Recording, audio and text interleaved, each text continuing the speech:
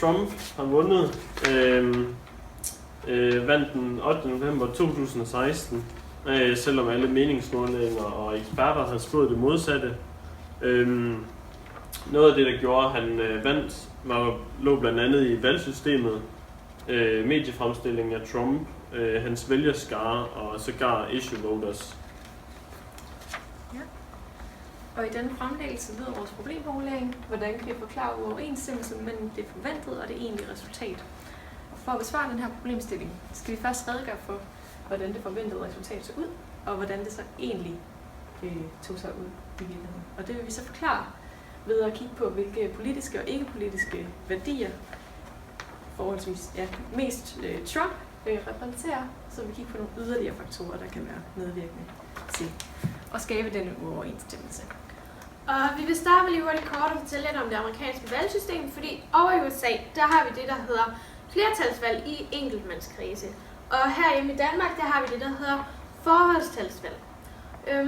Og derover der starter man så i foråret med at have det, der hedder et primærvalg, hvor det er, at partierne, demokraterne og republikanerne, de vælger, hvilken person de vil have til at repræsentere deres parti som præsidentkandidat. Og så den første tirsdag efter den første mandag i november, så kommer præsidentvalget så. Og det fungerer sådan, at hver stat, de har et vist antal mandater, og de her mandater, også kaldet valgmænd, de går så til en af kandidaterne. Og på federalt niveau der er der 538 valgmænd, så det vil sige, at en kandidat skal altså have mindst 270 valgmænd for at sikre sig en sejr.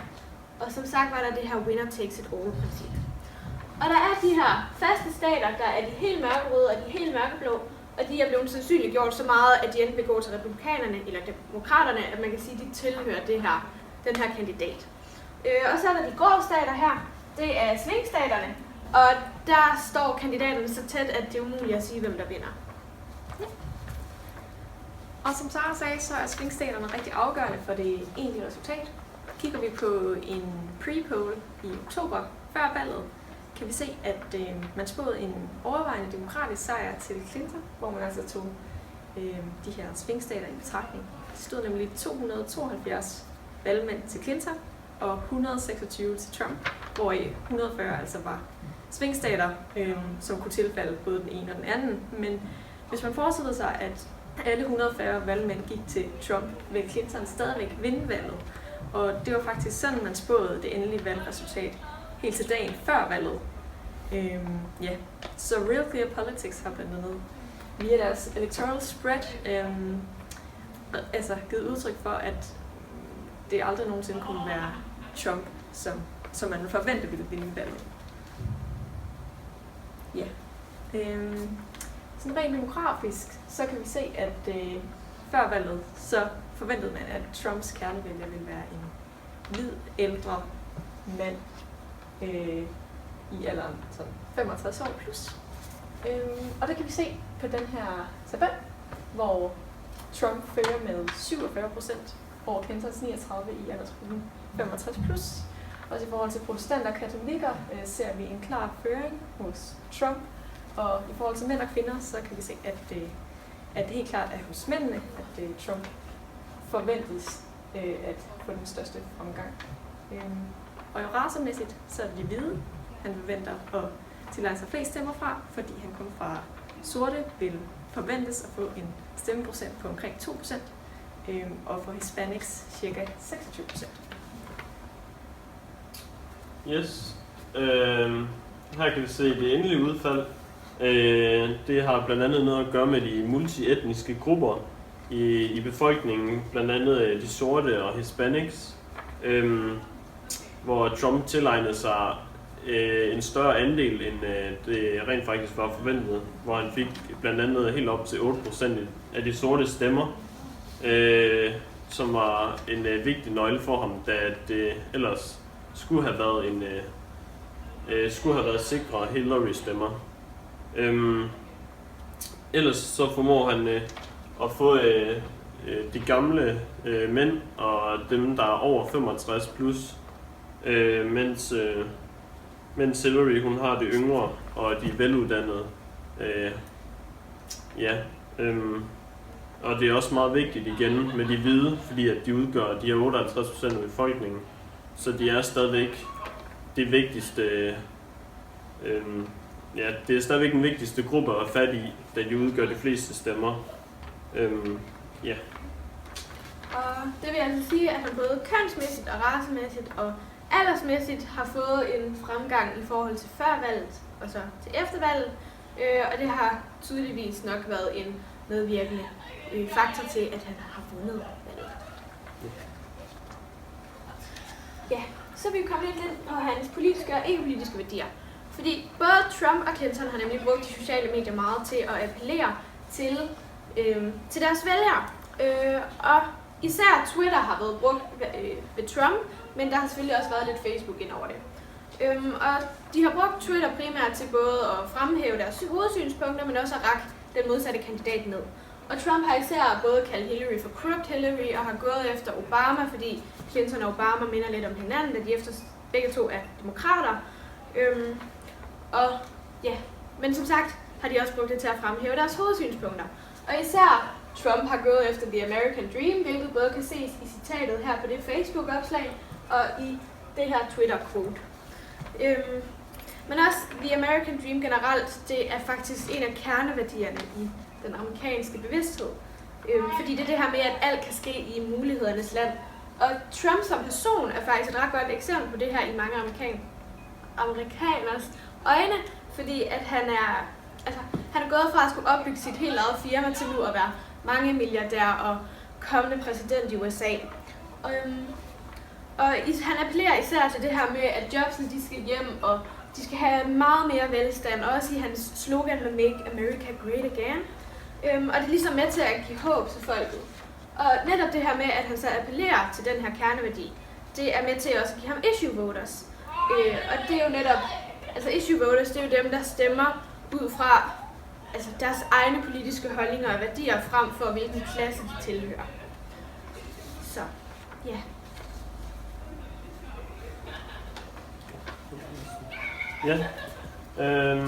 Som sagt, Trump han er den her rige forretningsmand, og han står ligesom i kontrast til Hillary, som er den her integrerede del af staten, hvor hun repræsenterer establishment, og Trump anti-establishment.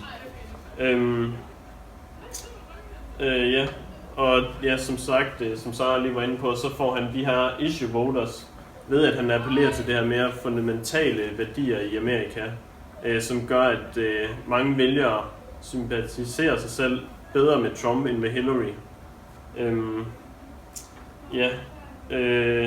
Og der er sådan en udsøgt vrede blandt befolkningen imod systemet, og det er jo ligesom her, at Hillary hun ikke er så godt set, fordi hun jo ligesom er en del af systemet og har været det hele sit liv.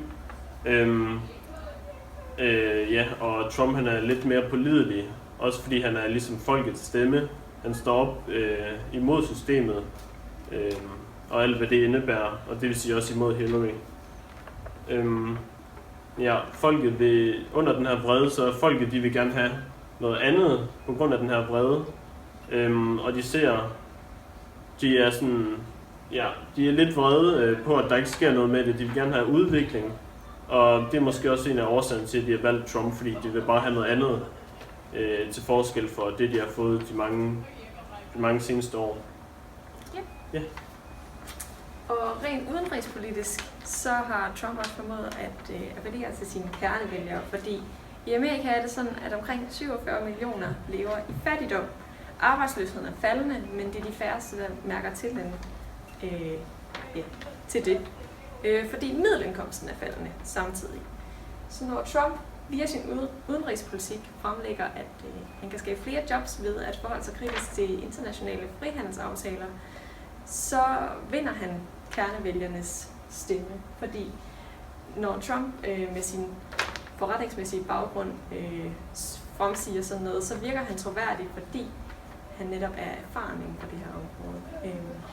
Så ja, i forhold til det her med frihandelsaftalerne, så er Trump særlig ops på Kina, som værende skyldig i at kapre mange amerikanske arbejdspladser, og det vil Trump altså forhindre ved at kræve større told på kinesiske varer. Ja. Og netop den her tilgang til både The American Dream og det her med anti-establishment, det har som sagt været medvirkende til, at han har skabt sådan nogle issue voters. Men også det her med, at vi ligesom appellerer til nutidens amerikanske politiske problemer, har været en appel til middelklasse amerikanernes bevidsthed, så det ligesom er, at det også har kunnet give ham nogle vælgere. Ja, og hele den her negative og latterliggørelse af Trump i medierne har også været rimelig til ilde set, fordi at medierne også har været meget op at vinde blandt befolkningen. Og de bliver anskudt for at være demokratiske, og igen her Hillary, at hun er integreret i både staten og også medierne. Så det hele ligesom opererer mod Trump, som også er, ja, så det beviser egentlig også bare, at han er en del af folket. Ja, men samtidig så er der også den her, at fordi at medierne ligesom fremstiller noget andet, de fremstiller kun skandaler, og det der er sådan det mest det man sådan lige får på tungen, når man ser kandidaterne, så er der sådan lidt så er der lidt sådan en idé om, at nogle af de vigtigere, eller f.eks. en kandidat som Bernie Sanders, han ikke rigtig er blevet vist, og man har ikke rigtig hørt om det, hvorimod det kun er skandalerne, man har hørt om. Ja, og det er yderligere væsentligt at kigge på, hvordan de her pre-polls egentlig er lavet for at forklare, hvorfor der er uoverensstemmelse mellem pre-polls og det egentlige resultat. For ifølge forskere i meningsmålinger, Søren Risbjerg Thomsen, så er de her repræsentative data, som de her pre-polls er baseret på, måske ikke så repræsentative endda, fordi han argumenterer for, at det kan være sværere at nå ud til Trumps kernevælgere, bosiddende i Midwest, lidt ældre og hvid, end det er at få fat i en New Yorker, for eksempel, demokratisk New Yorker. Og desuden, i forhold til, hvad Christian sagde med mediefremstillingen, så bliver der skabt en masse issue voters, som skjuler deres sympati med Trump overfor offentligheden. Så det er naturligvis heller ikke taget i betragtning i de her pre-polls. Så først ved stemmeurnerne kommer de her shy voters mening egentlig til udtryk. Og så også det her med, at udover shy voters, der har vi også alle ligesom dem, der stemmer blankt. Og du kan stemme blankt på 2 måder. Den ene vil bare slet ikke engang at møde op, altså slet ikke ved at stemme. Eller du kan registrere dig som enten demokrat eller republikaner, og så bare lade være med at stemme på, hvem du egentlig vil have som præsident. Og netop det her, det får et form for modsvar til selve hele det politiske, både valgsystem, men også til de 2 kandidater, fordi det viser sig faktisk, at ca. 41,4% af befolkningen, de stemmer ikke på, hvem de vil have som kandidat. Og det beskriver netop den her utilfredshed og frustration, der er over, at man ligesom skal vælge mellem pest eller kolera. Den ene kandidat er lige så dårlig som den anden i mange amerikaners øjne. Så ja. Ja, og netop det her kommer til udtryk i en meningsmåling foretaget, fordi ingen af kandidaterne, hverken Trump eller Hillary, er vurderet til at være særligt tilstrækkelige i vælgernes øjne. Faktisk er det sådan, at over 60% af vælgerne mener, at både Clinton og Trump er utilstrækkelige vælgere, og i forhold til 2012 er procenten altså væsentligt lavere på omkring 42-49%. Yes. Så hvordan det kan være, at den her forskel mellem resultaterne, blandt andet at shy voters i befolkningen blandt andet ikke er taget i betragtning. Medierne, de har malet et forkert billede af, hvad virkeligheden egentlig var. Og befolkningen er egentlig ikke blevet hørt her. Så der er malet et helt forkert billede af, hvordan det egentlig er. Ja, så kan vi også kigge på det her, hvordan meningsmålingerne egentlig er foretaget, om den repræsentative gruppe overhovedet er repræsentativ for det egentlige resultat, og som Christian sagde, de her shy voters, hvis stemme egentlig ikke er blevet hørt.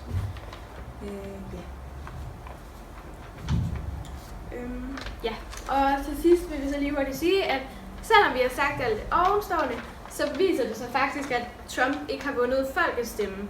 Altså det vil sige, der er 46,4% af befolkningen, der faktisk har stemt på Trump, hvor det faktisk er hele 48,2%, der har stemt på Clinton. Og det vil altså sige, at Trump skal egentlig takke det amerikanske valgsystem for, at han har vundet, fordi hvis det var ligesom herhjemme, at valget det foregik, så havde Clinton vundet, akkurat ligesom meningsmålingerne havde spået.